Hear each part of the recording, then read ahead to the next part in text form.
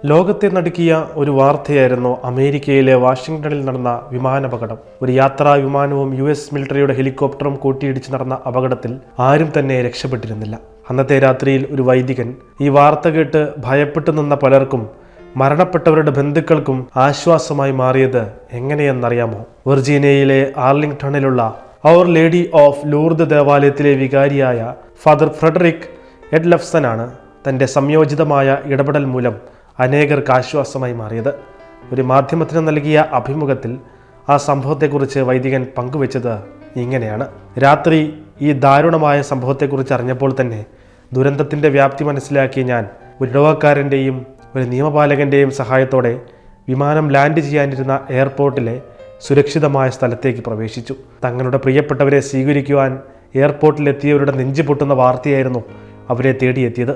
അങ്ങനെയുള്ള നിരവധി ആളുകൾക്ക് ആശ്വാസമായിരിക്കാനാണ് വളരെ തിടുക്കത്തിൽ ഫാദർ ഫ്രെഡറിക് വിമാനത്താവളത്തിലേക്ക് പുറപ്പെട്ടത്.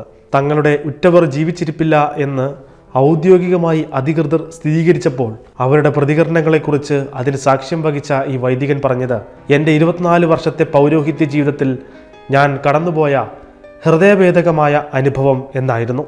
ഇത്തരത്തിലുള്ള ദുരന്തങ്ങളുടെ പശ്ചാത്തലത്തിൽ പുരോഹിതന്മാരുടെ പങ്കിനെക്കുറിച്ച് ഈ വൈദികന്റെ പ്രവൃത്തി അടിവരയിടുന്നു.